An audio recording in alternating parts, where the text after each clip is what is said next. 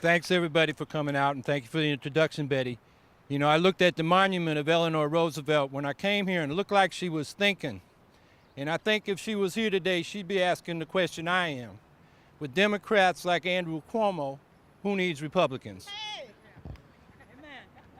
Cuomo was echoing the Republican calls for a cap on state spending and taxes. And what that means is deep cuts for our schools and colleges, our parks, our health care, all public services, state aid to local government, and the prospects for an economic recovery. Cuomo's fiscal policy, along with Obama's freeze on all federal discretionary spending except for the military, shows that the Democrats have completely purged the New Deal legacy that's carried them and made them popular over the decades. It's gone now. And I think maybe that's what Eleanor Roosevelt would be thinking about. What happened to the New Deal? Cuomo, like every other gubernatorial candidate, major and minor party in this election, except the Green candidates, is taking us back to the Depression economics of Herbert Hoover. It's a recipe for a vicious circle of debt and depression, with consumers and businesses over-indebted and unable to increase demand in the economy. It is only government that can restart the economy by spending. But they're calling for a cap on spending. As the employment numbers out Friday showed, private job creation is falling behind the natural increase in job seekers as the next generation comes into the job market. The spending and tax caps will only increase the deficits and the debt as economic stagnation leads to further reductions in tax revenues, further cuts in public spending to balance the budget, and thus further economic decline, further revenue decline, further cuts. That's the vicious circle of depression and debt. This is the economic agenda of the big Wall Street bankers. They've convinced the politicians that they bought that instead of taxing the rich up front to pay for public services, they'll lend us the money and we get to pay them interest for it. And that works for a while as long as the deficit's about 3% of GDP and the debt is no more, the accumulated debt no more than 60% of GDP. But we've reached that point now. And the rich want to get paid back.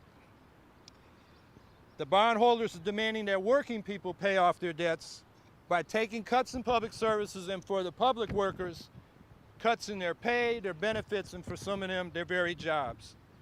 They're projecting 16,000 teachers are going to be laid off, and that's just the beginning this year in New York. But we see the state's fiscal crisis as contrived by the politicians on behalf of Wall Street interests that finance their campaigns, because the state government had the money last year and they gave it back. They got $16 billion in a stock transfer tax and automatically rebated to Wall Street. Now they're facing a $9 billion deficit. If they'd have just kept the $16 billion, they'd have had a $7 billion surplus. There's no fiscal crisis in terms of money in the state. It's a matter of who pays. Are the rich going to pay their fair share of taxes, or are they going to squeeze us dry? That's the issue. Our Green campaign is offering the only alternative to this dismal economic future for average New Yorkers. We say it is time to end 3 decades of repeated tax cuts for the rich as a failed policy. Instead of stimulating the real economy of labor and production, as advertised, this policy has only transferred wealth to the rich, who are speculating short-term in financial assets, basically rearranging paper claims to existing assets, income from those existing assets, instead of investing long-term in productive assets and business expansion. And that's what we need to get out of this economic recovery. We propose instead to make the rich pay their fair share, to finance public services and revive the economy, a position that Cuomo and the Republicans have explicitly rejected. They reject raising taxes on the rich. They said it in just so many words. We want to keep the stock transfer tax in that $16 billion. We want to restore the kind of progressive personal income tax New York State had in the 1970s. If we had that today, we could cut the income taxes of 95% of New Yorkers and still take in $8 billion more in revenue. We want a 50% banker's bonus tax on cash bonuses over $50,000 on the over $20 billion that Wall Street is handing out for their performance in 2009, which was paid for by the taxpayers in the biggest transfer of wealth in world history. The bailout by the Treasury Department TARP and all kinds of programs through the Federal Reserve. That banker's bonus tax would raise another $10 billion. Put those three together and the state would have well over $30 billion surplus. And with that $30 billion, we could fully fund our schools. We could put the unemployed to work in public works and services, like the Works Progress Administration did during the Depression. We could make our community colleges and CUNY and SUNY tuition-free, like Collier was talking about. We could restore the 8% share of state revenues that are supposed to be shared with county and municipal government, but which they exempt themselves from every year. And with that, state and county and municipal government could give property and sales tax relief, the most regressive taxes we have.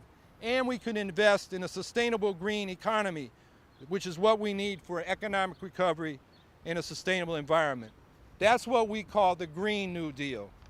We would finally fulfill the full intent of the New Deal in the original draft of the Social Security Act, which not only provided income and pensions for the poor and the old and disabled, but also proposed a program of full employment, the right to a job, and universal health care, a single-payer national health insurance plan. But we would go even further. The next step in a Green New Deal is economic democracy, cooperatives, public enterprises, and above all, a state bank. Because the Wall Street banks, as I explained before, are not investing in the real economy, they're speculating.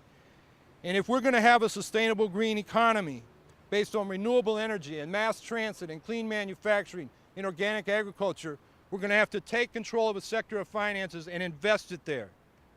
And that's what we need the state bank for. We have an example in North Dakota, which they've had a bank since 1918, the Nonpartisan League got in, and it has turned a profit every year since then.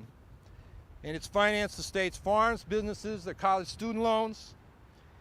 And North Dakota today is one of only 2 states that doesn't face a budget deficit. Their unemployment rate is under 4%, while the rest of the country's right near 10%, according to the most narrow measure of the Bureau of Labor Statistics. We think the Bank of North Dakota has something to do with that state's economic vitality, and we want to use that example here in New York. So it all comes down to the basic issue. We can continue to have a state government run by Wall Street and the big bankers, by the big bankers, politicians in both of the old parties, or we can have a state government for average New Yorkers, and that's what the Green Party stands for.